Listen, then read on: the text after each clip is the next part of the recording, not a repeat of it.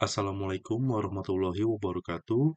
Saya Muhammad Cahya Rifki dengan NIM 21101141317. Di sini saya akan mempresentasikan konsep bisnis saya yaitu Green Cycle CSR pengolahan sampah organik.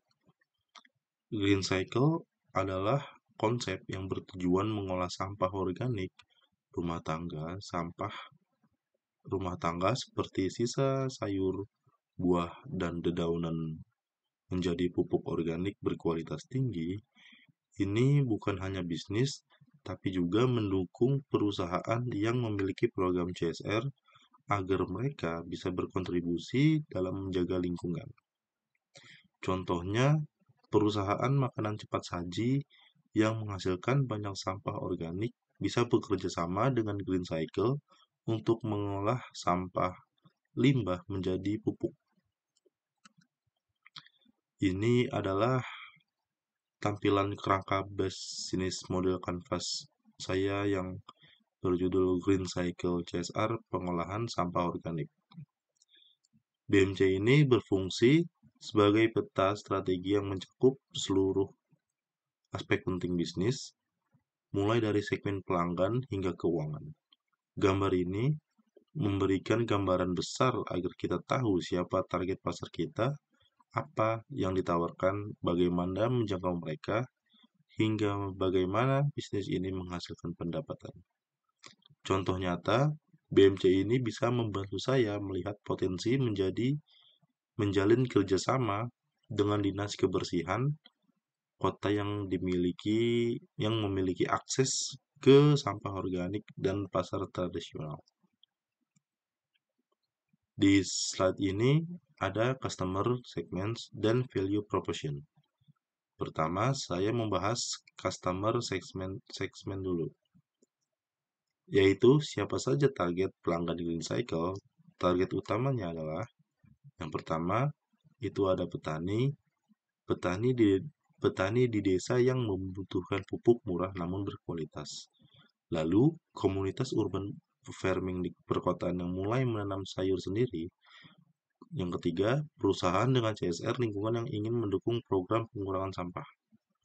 Lalu yang terakhir, pemerintah daerah yang memiliki tanggung jawab dalam pengolahan sampah. Contohnya, komunitas kebun kota di Jakarta bisa menjadi pelanggan tetap untuk pasokan pupuk organik mereka. Lalu, value proposition itu yaitu nilai yang ditawarkan oleh Green Cycle ini. Yaitu pertama ada pupuk organik berkualitas dari sampah rumah tangga, edukasi kepada masyarakat untuk mengelola sampah sendiri, solusi CSR yang membuat perusahaan punya program nyata dalam membantu lingkungan, membantu pemerintah mengurangi volume sampah ke TPA. Contoh konkretnya, jika satu keluarga mengumpulkan satu makanan dan menyerahkan ke Green Cycle, sampah itu bisa dikonversi jadi 1 kilogram pupuk yang dijual ke petani, mengurangi sampah di lingkungan. Lalu di slide yang keempat, itu ada channels dan customer relationship.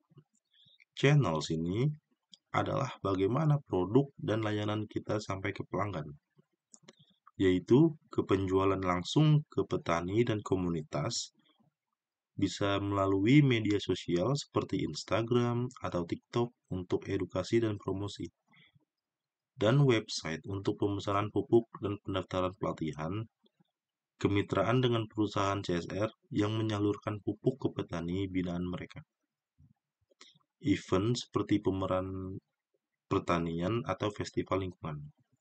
Contohnya, Green Cycle membuka stand di Car Free Day untuk menjual pupuk dan mengedukasi masyarakat tentang pengelolaan sampah. Customer relationship sendiri penting untuk menjaga pelanggan agar menyediakan edukasi gratis di workshop pengolahan sampah, membentuk komunitas pencinta lingkungan yang rutin berbagi tips, mengadakan program relawan CSR agar karyawan perusahaan bisa terlibat langsung, update konten rutin media sosial untuk menjaga engagement, Misalnya, Green Cycle ini bisa mengadakan kelas online bagi ibu-ibu PKK tentang cara memilah sampah organik. Ada revenue research activities dan partners. Revenue stream atau sumber pendapatan si Green Cycle ini, itu yang pertama bisa penjualan pupuk organik secara retail dan grosir. Kontrak CSR dengan perusahaan yang ingin mengolah sampah mereka, workshop workshop berbayar untuk komunitas atau sekolah, hibah atau program pendanaan dari NGO pengguna lingkungan. Contohnya, perusahaan hotel yang menghasilkan sisa makanan dalam jumlah besar bisa membayar Green Cycle untuk mengolahnya. Di Key Research ini mencakup yang pertama sampah organik yang dikumpulkan dari rumah, pasar atau restoran, lalu mesin pencacah, komposter dan alat produksi pupuk, tim produksi edukator dan staf marketing, yang terakhir jaringan mitra pemerintah, perusahaan, dan komunitas. Di key activities itu utamanya mengumpulkan sampah organik, lalu mengolah sampah proses fermentasi atau composting, kemudian mengemas dan mendistribusikan produk pupuk ini, lalu edukasi melakukan melalui workshop atau konten online. Dan terakhir, negosiasi dan pengolahan kerjasama CSR. Key partners yang mendukung. Perusahaan CSR yang membiayai kegiatan pengolahan sampah. Dinas Lingkungan Hidup untuk dukungan regulasi, komunitas bank sampah, NGO seperti WWF atau Greenpeace untuk kampanye bersama. Lalu di slide ke-6 ini ada cost dan finance.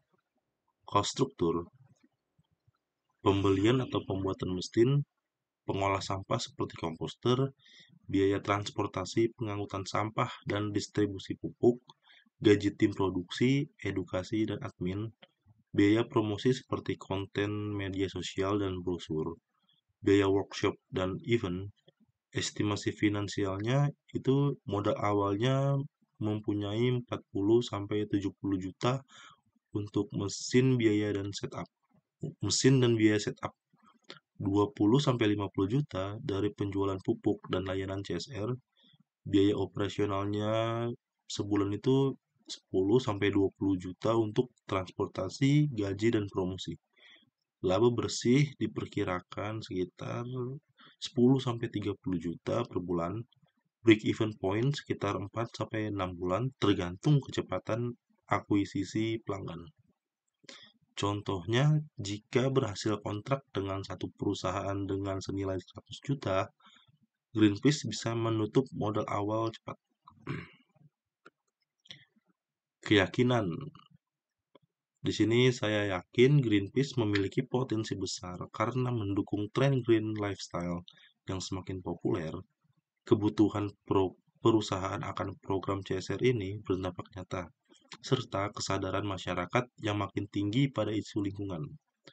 Greenpeace juga bisa dikembangkan menjadi platform edukasi digital untuk menjangkau lebih banyak masyarakat dengan kolaborasi semua pihak.